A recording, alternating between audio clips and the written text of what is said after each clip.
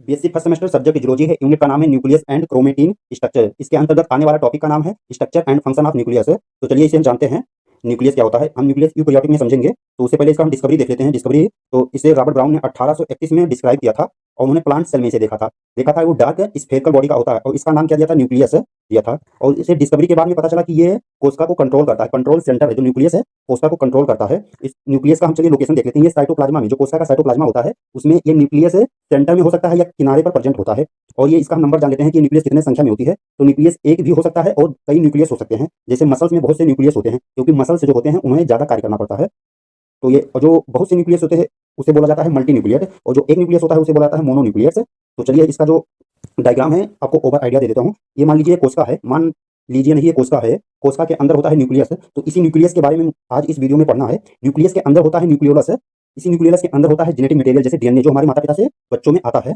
तो इस न्यूक्लियस के बारे में आज पढ़ना है। और न्यूक्लियस से क्या अटैच होता है, एंडोप्लाज्मा रेटिकुलम जुड़ा होता है न्यूक्लियस से। मैंने बेसिक फर्स्ट सेमेस्टर से रिलेटेड वीडियो बनाया है, आप प्लेलिस्ट में जाकर देख सकते हैं। तो चलिए जो न्यूक्लियस होता है उसका डिफिनेशन जान लेते हैं। न्यूक्लियस डबल मेम्ब्रेन ऑर्गेनल होता है। ये प्रेजेंट होता है सभी जो यूकेरियोटिक सेल होते हैं सभी में प्रेजेंट होता है। और ये कैसा होता है, डबल मेम्ब्रेन होता है, अर्थात ये डबल झिल्ली का होता है जो न्यूक्लियस होता है। और ये कंट्रोल करता है सेल को, जो कोशिका है कोशिका को कंट्रोल करने का एक सेंटर है। यहीं से पूरी कोशिका को कोऑर्डिनेट करता है और ये जेनेटिक मटेरियल को अपने साथ रखता है। जो न्यूक्लियस होता है इसी में जेनेटिक मटेरियल उपस्थित होता है, जिससे कि माता पिता से बच्चों में आता है। तो आप इसका पीडीएफ टेलीग्राम चैनल पर जाकर वहां से डाउनलोड करके ये पूरी पीडीएफ को नोट्स बना सकते हैं या इसी पीडीएफ के माध्यम से पढ़ सकते हैं। जो न्यूक्लियस होता है इसे हम कई 5 भागों में डिवाइड करके पढ़ेंगे।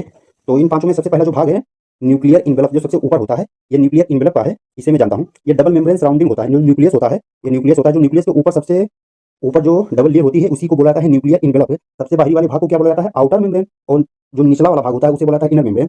और इन दोनों को मिलाकर क्या बोला जाता है, न्यूक्लियर इन्वेलप बोला जाता है। तो इसी को पढ़ना है। तो ये आउटर मेम्ब्रेन जो बताया था, ये कंटिन्यू विद एंडोप्लाज्मा रेटिकुलम, मतलब ये जो आउटर मेम्ब्रेन होता है ये एंडोप्लाज्मा रेटिकुलम से जुड़ा हुआ होता है और इस पर क्या पाया जाता है, राइबोसोम पाया जाता है। अभी मैं आपको डायग्राम में दिखाऊंगा। जो ये इनर मेम्ब्रेन होता है, ये जो कोशिका होती है उसे सपोर्ट करता है और शेप आकार प्रदान करता है, जो ये इनर मेम्ब्रेन होता है। और इसी न्यूक्लियस में क्या होता है, न्यूक्लियस पोर्स होता है, प्रेजेंट होता है, जो क्या करता है, एक्सचेंज करने का काम करता है। एक्सचेंज करने से मतलब है अंदर बाहर, जो कोई चीज अंदर आनी है या कोई चीज बाहर जानी है तो किसके थ्रू होकर जाएगी, न्यूक्लियस पोर्स के थ्रू होकर अंदर बाहर जाएगी। मॉलिक्यूल्स जैसे आरएनए या प्रोटीन है, ये सब किसके थ्रू अंदर बाहर आते हैं, इस न्यूक्लियस पोर के थ्रू। आपको मैं इस डायग्राम में बता देता हूँ। जो ये न्यूक्लियस पोर्स दिख रहे हैं, ये कट, जो इसे न्यूक्लियस में कट दिख रहा है इसे बोला जाता है न्यूक्लियस पोर्स। इसी के थ्रू से कोई मॉलिक्यूल्स अंदर या बाहर आते हैं। और ये न्यूक्लियस के अंदर जो ये आपको ये गोला सा दिख रहा है इसे बोला जाता है न्यूक्लियस। आप इसे देख सकते हैं, ये न्यूक्लियस के अंदर मौजूद होता है न्यूक्लियस। इसी में होता है जेनेटिक मटेरियल जो कि माता पिता से बच्चों में आता है। और ये जो ऊपर वाला भाग है न्यूक्लियस के, जो सबसे ऊपर वाला भाग होता है इसे बोला जाता है आउटर मेम्ब्रेन। इसी आउटर मेम्ब्रेन से ये क्या लगा हुआ है, सब ये एंडोप्लाज्मा रेटिकुलम लगा हुआ है। और इस एंडोप्लाज्मा जो रेटिकुलम है इसके ऊपर जो ये रेड कलर का दिख रहा है इसे बोला जाता है राइबोसोम्स, जो कि एंडोप्लाज्मा रेटिकुलम पर अटैच होते हैं। और जो इस न्यूक्लियस के अंदर जो इनर मेम्ब्रेन होता है ये क्या करता है, इस न्यूक्लियस को शेप आकार प्रदान करता है और सपोर्ट करता है। तो शायद उम्मीद करता हूँ आपको समझ में आया होगा स्ट्रक्चर। चलिए हम इसको और डिटेल में आगे पढ़ेंगे, इसका नेक्स्ट पार्ट है। अब चलते देखते हैं न्यूक्लियोप्लाज्मा क्या होता है। न्यूक्लियोप्लाज्मा ये न्यूक्लियस के अंदर पाए जाने वाला जेल लाइक सब्सटेंस होता है। जेल लाइक सब्सटेंस से मतलब है चिपचिपा सा पदार्थ होता है, जो कि आयन, न्यूक्लियोटाइड एंड एंजाइम को रखता है। आयंस क्या होते हैं, सोडियम, पोटेशियम, ये सब आयंस होते हैं जो कि न्यूक्लियोप्लाज्मा में पाया जाता है। और न्यूक्लियोटाइड देखेंगे डीएनए, आरएनए और एंजाइम में केमिकल रिएक्शन के लिए होते हैं। ये सब न्यूक्लियर मैट्रिक्स प्रोटीन स्ट्रक्चर जो होता है न्यूक्लियोप्लाज्मा के अंदर सभी पाए जाते हैं। और इसका फंक्शन क्या होता है न्यूक्लियोप्लाज्मा का वो देखते हैं। ये मॉलिक्यूल्स हैं जैसे आरएनए, प्रोटीन है, ये डिफ्यूज और मूवमेंट करते हैं। जो न्यूक्लियोप्लाज्मा है उसके अंदर ये सभी मिल जाते हैं और डिफ्यूज होकर ये मूवमेंट करते रहते हैं, अर्थात चलते रहते हैं।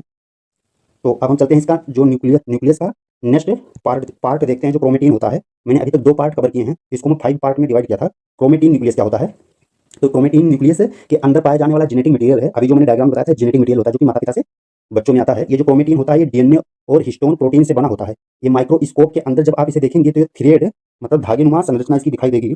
इसका मैं डायग्राम भी लाया था, अभी आपको दिखाता हूँ। जैसे आप न्यूक्लियस है, न्यूक्लियस के अंदर जब न्यूक्लियस में देखेंगे तो ये क्रोमोसोम होगा। इसी क्रोमोसोम का क्या होता है, क्रोमेटिन होता है।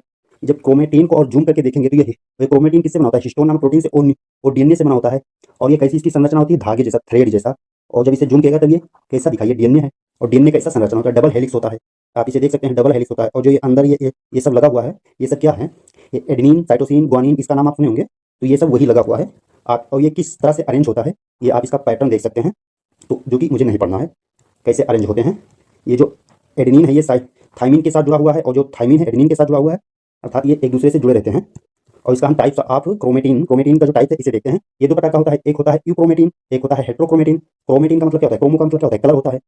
और जो ये यूक्रोमेटिन है ये लाइटली स्टेन्ड होता है अर्थात हल्का रंग का होता है और ट्रांसक्रिप्शनली एक्टिव होता है। ट्रांसक्रिप्शन क्या होता है? जो डीएनए से आरएनए बनने की जो प्रोसेस होती है उसे बोला जाता है ट्रांसक्रिप्शन। तो जब इस प्रोसेस होती है तो ये एक्टिव रहता है। कौन एक्टिव रहता है? यूक्रोमेटिन एक्टिव रहता है। और इसका जो क्रोमेटिन का दूसरा पार्ट है हेट्रोक्रोमेटिन, ये डार्कली स्टेन्ड होता है अर्थात ये गहरे रंग का होता है। जब ट्रांसक्रिप्शन का प्रोसेस होता है तो ये उसमें इनएक्टिव रहता है अर्थात ये सक्रिय नहीं रहता है। आपको मैं डायग्राम के थ्रू दिखाऊंगा।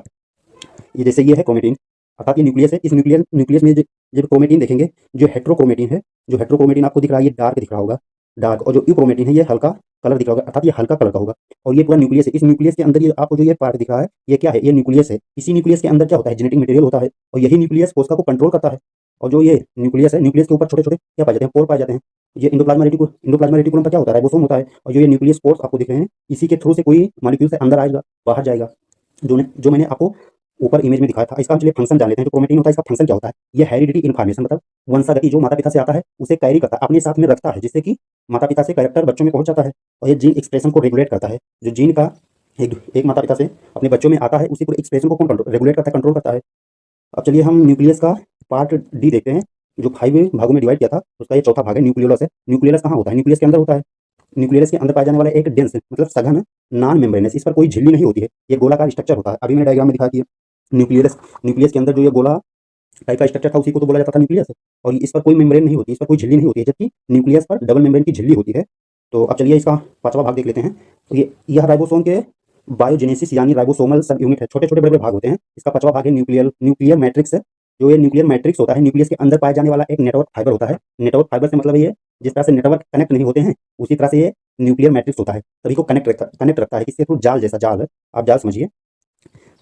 यह न्यूक्लियस को स्ट्रक्चर और सपोर्ट देता है। जो न्यूक्लियर मैट्रिक्स होता है न्यूक्लियस को सपोर्ट प्रदान करता है और साथ में न्यूक्लियस के अंदर डीएनए आरएनए के ऑर्गेनाइजेशन से हेल्प करता है। और चलिए हम न्यूक्लियस का इसका फंक्शन जान लेते हैं, इसका क्या कार्य है। तो ये क्या करता है? जो आप ऊपर पढ़ के आए हैं वही सारा चीजें हैं। ये जेनेटिक इन्फॉर्मेशन को स्टोर करता है, स्टोरेज करता है, जो जिससे माता पिता का कैरेक्टर बच्चों में आ जाता है। न्यूक्लियस में डीएनए रहता है जो कि हेरिडिटी मतलब आनुवंशिकता इन्फॉर्मेशन को स्टोर करता है। और इसका नेक्स्ट फंक्शन जान लेते हैं। ये control of the cell activity. ये सेल के जो कोशिका है, कोशिका की जो एक्टिविटी होती है उसको कंट्रोल करता है। सेल का metabolism, growth, protein synthesis, protein का बनना, न्यूक्लियस कंट्रोल, न्यूक्लियस को कंट्रोल करता है। इसका तीसरा फंक्शन है जीन एक्सप्रेशन अर्थात डीएनए से आरएनए किस प्रोसेस के थ्रू बनता है? ट्रांसलेशन। और आरएनए से जो प्रोटीन बनता है इस प्रोसेस को क्या कहते हैं? ट्रांसलेशन। तो ये जीन एक्सप्रेशन है, प्रोसेस न्यूक्लियस में होती है, इसी को क्या बोला जाता है? Gene expression. और क्या होता है? सेल डिवीजन होता है। ये सारा पीडीएफ आप टेलीग्राम चैनल से इस वीडियो को डाउनलोड करके इसे पढ़ सकते हैं। ये सारा सिंपल लिखा हुआ है, आप इसे पढ़ सकते हैं। तो मैं इस वीडियो को यहीं पर एंड करता हूँ क्योंकि वीडियो लंबी हो रही है। अगर आप इस चैनल पर पहली बार आए तो चैनल को सब्सक्राइब जरूर करना। Thank for watching my video और टेलीग्राम से जुड़ना ना भूलिए, वहाँ से आपको पीडीएफ मिलेगा।